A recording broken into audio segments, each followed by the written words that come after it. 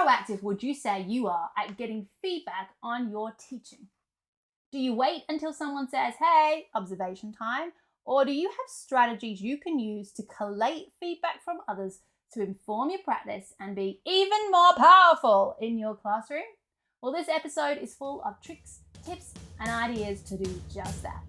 Hi, I'm Selena Woodward, and I'm an English and drama teacher, university lecturer, and with edufolios.org, a big-time reflective practitioner.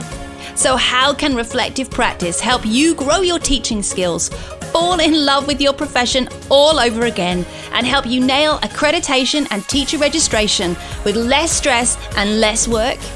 Well, this is the Reflective Teacher Podcast. Hi there, and welcome to the Reflective Teacher Podcast. As always, I am your host, Selena Woodward, and we are continuing our conversation around the really important aspects of reflective practice that can empower you to grow your skill set and see and celebrate everything you are doing in your classroom that is making a huge difference to your kids. Well done, you. Yay! Now, over the last two episodes, that's 156 and 157, we've explored some of the common pitfalls that we fall into with reflective practice. And I've also given you 3 research-based ways of creating opportunities for feedback. And it is that topic of feedback that I wish to continue, because one of the biggest pitfalls of reflective practice can be not getting feedback. Feedback gives us different perspectives on what is happening right now in our classroom. One of the pitfalls that we talked about back in the first episode in this series was the idea of context and different viewpoints, perspectives, and the risk of making assumptions about what we think and what we see is happening in our classroom without getting feedback. So I've already showed you some cycles you can use, research-based ones, to get some feedback. But today I want to talk about you, your feelings, your emotions, and your approaches to feedback. Because no matter what happens, if you don't understand the importance of feedback, the why, you aren't going to do it. Because it's blooming scary, right? So my first question to you today is, what is feedback and why do we need it? Now, if we think about this in the context of what we know best, which is our classroom with our students, I bet you could give me countless examples of the ways in which you give feedback to your students and the ways in which they ask you for feedback too. Do your students wait for you to tell them how well they're doing? Wait for you to give them advice and guidance? Or are they proactive in seeking that support from you throughout your learning time together? If I asked you to put the clock on now, not while you're driving, okay? You could do this later if you're driving or if you're on the treadmill, or do it in your mind. Give yourself a couple of minutes and remember, tune into your class. How do your students actively seek feedback? Do you find them asking questions? Do you find them showing you pieces of work and asking you what they think? What do they do? What does that look like? Actively seeking feedback. And why is that important? What does that give them when they do that? What is in it for them? I think the answer is that they have efficacy. They have a choice over what advice they're given, or when rather they're given that advice, at the point they need it in their learning. When they ask a question and they raise a hand, when they show you what they're doing, they're actively participating in a learning journey. It's something that we teach our students to do. And we are also entitled to a learning journey as an educator. And so receiving feedback, asking for feedback, should also be something proactive that we do as part of our career. You are the chief learner in your classroom, right? So feedback has to be a part of it.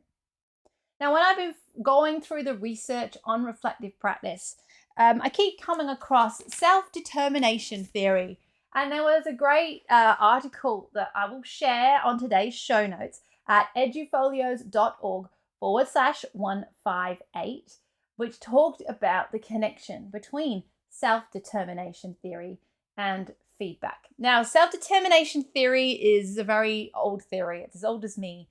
It's from the 80s. And it talks about our natural predisposition to be proactive about developing ourselves because it's important to us that we can be the best we can be. So the quote here that I have is, people have a natural predisposition to be proactive, self-determining organisms. Proactive, self-determining organisms. Is that you? That strive for professional development and positive functioning. Are you somebody who proactively seeks new learning so you can be even better at what you're doing? Now, I know that if you're an Edufolios user or if you're listening to this, the answer is likely yes. But the reality is not everybody is as predisposed as each other. Not everyone has the same drive to continue to learn, and not everybody seeks feedback. What happens though if you stop seeking feedback? Because as a profession, we have to have feedback. It's part of being a profession, isn't it? Accountability, responsibility. And if we stop seeking feedback, then we give up our autonomy. We give up our freedom to choose when we need that information, who we ask it from, and controlling like the kind of conversation we want to have. What do we want to know? And instead, it gets replaced with an annual review or a classroom observation that we didn't ask for. And then our ego goes, ah, and it feels awful because we're not actually proactively in control or even a part of that. And it then starts to feel like it's something that is being done to us. Now, you know that my mission with Edufolios is to flip all that on its head. So this conversation has to happen. Proactive reflectionists, Edufolios members, seek feedback. They look for feedback. They give feedback and they look for feedback proactively. They do not wait for somebody else to tell them when they're going to get feedback. And they, as a result, build their efficacy and they build their autonomy, their freedom to explore their career development, their freedom to ask the questions they want to ask, their freedom to use one of the strategies we've been sharing in the last few episodes. There is a massive difference when you look at the research between the ways in which we learn when we are proactive in our feedback gathering and the way in which we learn when it's forced upon us. Surprise, surprise.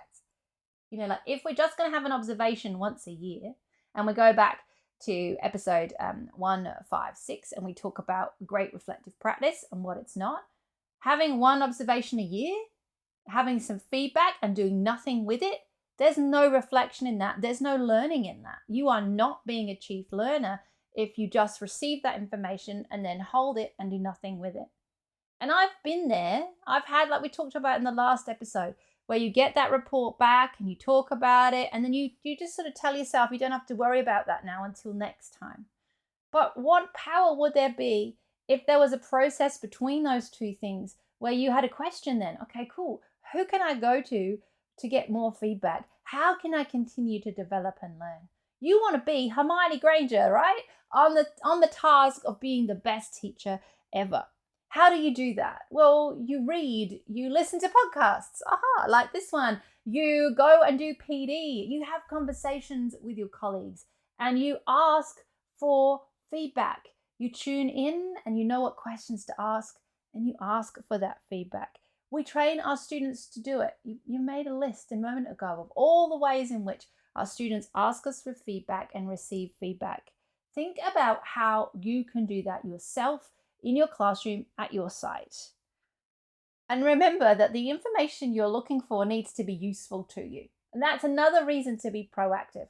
If someone's offering you advice on a lesson that you taught and you don't really know what you're going to do with that advice, your brain's not going to keep it. the research clearly shows that there is an increased level of impact when you receive information that you perceive is useful. So actively, proactively seeking feedback that you need will help you to achieve that. Okay. So are you a feedback seeker, or do you wait until somebody tells you it's time for you to have some feedback? Be honest with yourself. Maybe you can reflect on that on your Edufolio and share with us, what this episode is doing to resonate with you. Because if we go back to that quote about, the self-determination theory, we look at Bono and all those people who wrote all of that. We should have a natural self-disposition to strive for professional development to improve what we're doing. So what's happening there? And I say this because for some of us, it's not that we're not driven to be great at our job. It's just that we've understood that to be, I could tick the box, and if I show weakness in any way, I am no good at my job. Somehow we have associated teacher with the fountain of all knowledge. And we think teachers must know everything, make no mistakes, never spelling mistakes. I hate all of that.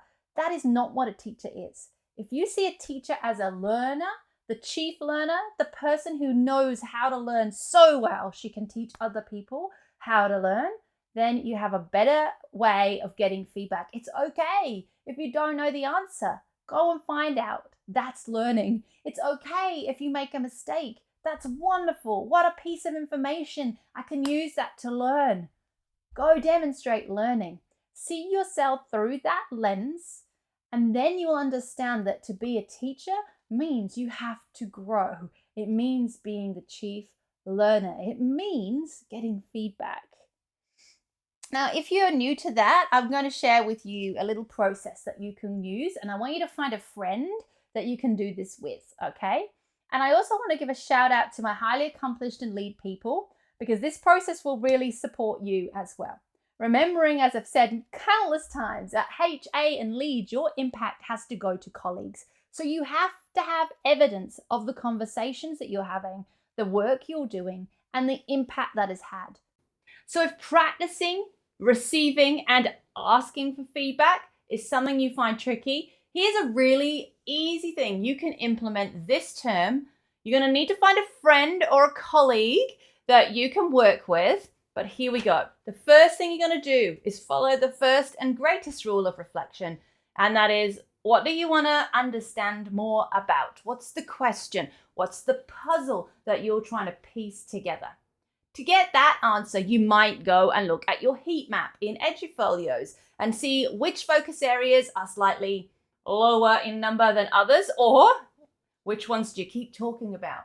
And ask yourself the question, what if I did focus on those things that are missing? Or what's happening for my students if I'm not doing whatever is missing, or whatever I'm doing repeatedly? How is that impacting on my kids? That's one way. Another way is to ask a colleague what they've noticed that they think is really awesome, or something that they wonder about. But you need a puzzle or a question to explore. If, for example, as a whole site, you're working on something right now, literacy, numeracy, maybe that is the focus. But you need to define the goal, the puzzle. Got one? If not, press pause, find one, okay? Now, when you've got that, you're going to use something that is in the evidence engine, module 4, my alum. We're going to use the sensorial chart. Now, if you've not been in the evidence engine, lean in and I'll tell you 3 questions that you can use to create the sensorial chart. Now, this is something that you might have done with your kids. It's certainly come from my teaching practice as an English teacher. And you can use the same assessment strategies you would with children on yourself. Remember, feedback is key to learning. You are the expert in getting feedback from your students about their learning, in giving feedback to your students about their learning. That's why Hey Jay is the next step. It's asking you to apply those skills to your colleagues and your site if you're at lead. So we can do this. So the 3 questions we're going to ask are sensory ones. Sometimes they're called the why chart as well. I've seen it mentioned as that. It's what can I see, what can I hear, and what do I feel? So if your question is about behavior management, you're going to think about that lesson And you're going to make a note of what you feel is happening during that lesson, emotions that are coming up, what you see. I'm seeing this kid out of his chair. I'm seeing this kid distracted. I'm seeing these really focused. What you hear, I'm hearing a lot of noise. I'm hearing chairs scraping. I'm hearing chit chat. I'm hearing phones clicking. What is it that you hear? You're going to make a note of your perception. And we're using the senses to break down that perception. Okay, so we're making a clear note of that. Then you're going to go and ask a colleague or a mate to come and observe whatever it is that you have a question about. So if it's behavior management with year 8, you're going to find a colleague who can come and watch year 8. And you're going to ask them to do exactly the same thing. We're trying a perspective take here. So they're going to have the same 3 questions. What can you see? What can you hear? What do you feel? And they're going to fill in the sheet as well. Okay? And of course, once you've both done it, you're going to make a time to pour them a beautiful hot cup of tea or a very lovely coffee and a slice of cake, thank you. And you're going to compare notes. You're going to compare what they saw with what you see in your mind's eye. And the process of doing so should reveal some really interesting insights. I guarantee that they will come up with some things that are really good that you didn't even know were happening, and that they'll be able to suggest things to you. You can equally go to their classroom, observe their behavior management, ask the same 3 questions. You can both observe each other, bring all of that together, and now you're coaching each other using those 3 questions of what do I see, what do I hear, and what do I feel. Now, these are amazing pieces of evidence when you put them together as artifacts in a reflection where you can talk about connecting with colleagues, using the standards. There's all the focus areas in standard 6, some in standard 7. They're all there. This is going to be really powerful. But more importantly, it's a powerful way of proactively receiving and seeking feedback that levels the playing field and gives you autonomy because you chose to be observed. You chose what it was you wanted them to look for, and you are doing it together. There's no, I'm the boss and you're my underling. That's not how it's working. It's incredibly powerful. It feels so much better. And I want you to comment below the video if you're watching this on our YouTube channel, youtube.com/edufolios, or in the show notes at edufolios.org/podcast. Comment below if you gave this a go. Hey, rhyming. Let us know how it went. I have experienced this to be an incredibly powerful, proactive, empowering way of receiving and giving feedback and collecting some really powerful artifacts. And you can reframe this, with when you're coaching at HA and you're gaining feedback at LEAD on whole school programs. There's lots of ways you can use those 3 questions. What do I see? What do I hear? And what do I feel? Now, if you are thinking, okay, I can do that, you give it a go, and you want to share this episode with the colleague or friend that you want to involve, remember you can do that by flicking the email you received about this podcast, if you're on our subscription list, by sending them to edufolios.org/podcast, by sharing this video from our YouTube channel. All of those ways, send it to them. I'll explain. Hi, I'm explaining to them how this is going to work. All you have to do is find the time to make it happen. Leadership. Can you find a way to help people find the time to make this happen? Now, if this works for you, I would love you to review this podcast over on Apple Podcasts or on Google. As I've said many times, the more reviews we get, the more we go up the ladder and people see us. Share this far and wide. It's a great episode, isn't it? All right, let me know how you go. Next week, I'm going to start talking about some tech. I love tech, and I have been playing with ChatGPT. Yes, we have all seen it in the news. You may even have been on one of the free online courses out there for teachers right now. I think it's time we had a chat about that next week so I can share those links. You can go do those free courses and I can give you some ideas about how ChatGPT could revolutionize some of this admin you have to do Okay, ladies and gentlemen, that's it for today's episode of the Reflective Teacher podcast. Make sure you hit subscribe so that you don't miss a single episode, and I'll see you next time. Take care.